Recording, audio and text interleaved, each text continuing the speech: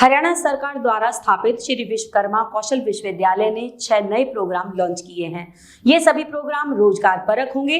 कुलपति डॉक्टर राज नेहरू ने admission campaign के लिए एक रोबोट को भी लॉन्च किया है। ये रोबोट देश के पहले राजकीय कौशल विश्वविद्यालय के बारे में हर जानकारी बोलकर लिख कर देगा। कुलपति डॉक्टर राज नेहरू ने बताया कि ये robot skill department of computer science and IT के चेयरपर्सन प्रोफेसर उषा बत्रा के मार्गदर्शन में विद्यार्थियों ने बनाया है। रोबोट के लिए समाज सेवी संगठन उत्सव फाउंडेशन ने विद्यार्थियों को फंड प्रदान किया। कुलपति डॉक्टर राज नेहरू ने बताया कि अब श्री विश्वकर्मा कौशल विश्वविद्यालय में दाखिले के बारे में कोई जानकारी चाहिए तो जिज्ञासु विद्यार्थी इस रोबोट से पूछ सकते हैं। इसे वेबसाइट से भी लिंक किया गया है। वेबसाइट पर जाकर विद्यार्थी स्किल से जुड़े प्रोग्राम की जानकारी ले सकेंगे। उन्होंने बताया कि भविष्य में इस रोबोट के एडवांस वर्जन भी बनाए जाएंगे। कुलपति डॉक्टर राज नेहरू ने बताया कि पहले चरण में हमारा 4000 विद्यार्थियों की क्षमता विकसित करने का लक्ष्य था। इस सत्र में हम 3000 के आंकड़ों को पार कर जाएंगे। हमने 4 इंडस्ट्री के साथ प्रोग्राम की शुरुआत की थी और आज 106 इंडस्ट्री श्री विश्वकर्मा कौशल विश्वविद्यालय के साथ जुड़ी है। इस वर्ष ये आंकड़ा 150 कंपनी तक ले जाने का लक्ष्य रखा गया है। इंडस्ट्री की ऑन द जॉब ट्रेनिंग के कारण ही प्लेसमेंट 81% को पार कर गया है, जिसे 90% ले जाने का लक्ष्य रखा गया है। सेंटर ऑफ एक्सीलेंस के माध्यम से एक बच्चा एक मशीन का लक्ष्य पूरा करेंगे और लैब में प्रोडक्शन भी शुरू करने की योजना है। कुलपति डॉक्टर राज नेहरू ने कहा कि एंटरप्रेन्योरशिप को बढ़ावा देने के लिए सिडबी के सहयोग से सुपर 30 प्रोग्राम शुरू किया गया है। कुलपति डॉक्टर राज नेहरू एवं कुल सचिव प्रोफेसर ज्योति राणा ने रोबोट बनाने वाले विद्यार्थी अमन, कृष्ण, कुणाल, इंद्रजीत और निशांत की पीठ थपथपाई।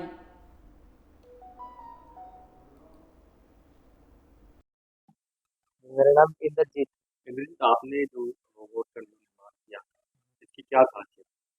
जी, इसकी खासियत ये है कि पहले होता था कि अगर किसी भी बच्चे को यूनिवर्सिटी के बारे में जानकारी है तो उसे कैंपस में ही आना जरूरी है।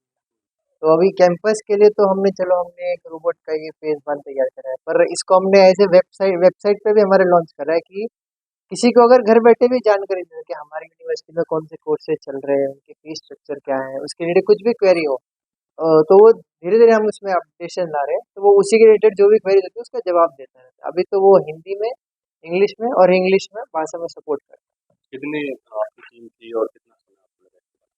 देखिए, हमें इसमें लगभग 2 से 3 महीने लगे। हमारी 2 टीम थी, एक सॉफ्टवेयर की थी और हार्डवेयर की। सॉफ्टवेयर में हम 2 थे, निशांत और मैं, और हमारी जो हार्डवेयर टीम थी उसमें कुणाल, कृष्ण और हाँ।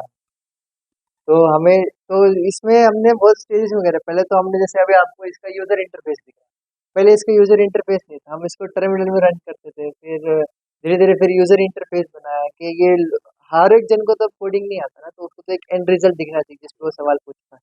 तो इंटरफेस बना, फिर उसमें भाषाएं देखी। पहले सिर्फ इंग्लिश लेता था, फिर हिंदी भी लेने लगा। फिर उसके बाद इन्होंने तीनों ने मिल क्या नाम? डॉक्टर उषा बत्रा। उषा जी, आपके बच्चों की रोबोट क्या क्या खासियत है इसकी? और अभी पहला प्रारूप बताया, अभी कितना और अपग्रेड है?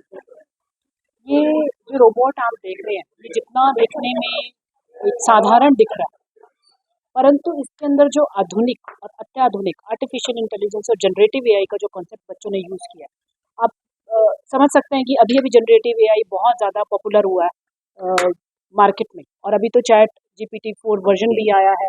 लेकिन बच्चों ने उसका जो पूरा का पूरा उसको रिसर्च करना, उसके बारे में समझना, उसके सारे मॉडल्स को देखना और कौन सा मॉडल इस चैट बॉट को बनाने के लिए बेस्ट है, उसका पूरा एक्सप्लोर करने के बाद ना सिर्फ उसको समझा बल्कि उसको खुद से इम्प्लीमेंट किया अपने इस चैट बोट में। कितने बच्चों की टीम थी इसमें, कितना समय लगा?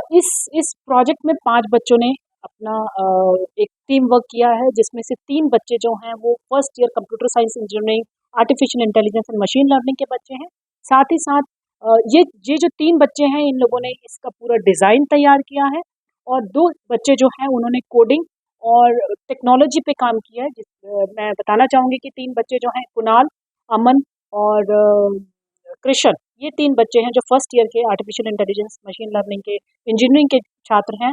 इन बच्चों ने इसके डिज़ाइन पर काम किया है, और जो 2 बच्चे हैं निशांत और इंद्रजीत, इन बच्चों ने इसकी टेक्नोलॉजी पे काम किया। जो चैट बोट के बारे में हम अभी बात कर रहे थे, वो चैट बोट हमने यूनिवर्सिटी की वेबसाइट पर भी लाइव अवेलेबल कर रखी है। कितनी भाषाओं को ये समझता है?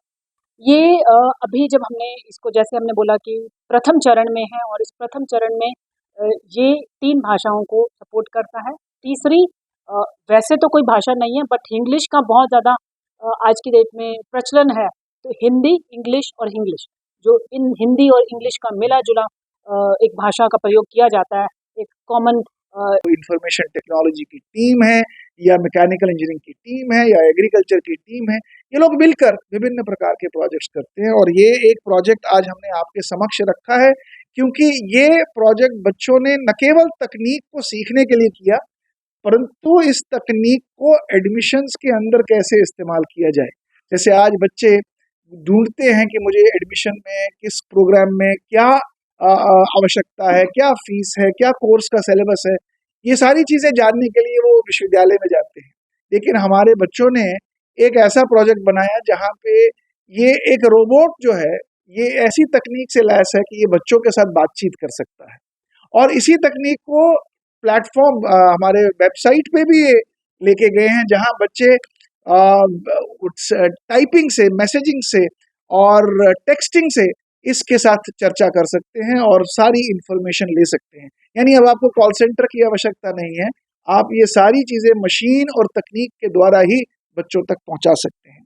तो मैं इसके लिए भी बहुत बहुत बधाई देना चाहूँगा हमारे विश्वविद्यालय के ऐसे ज़हीन और होनहार बच्चों को, और ऐसे टीचर्स को, जिन्होंने बच्चों को इस नई तकनीक के प्रति प्रेरित किया और निरंतर इसके ऊपर काम करने का उनको इनकरेजमेंट दिया।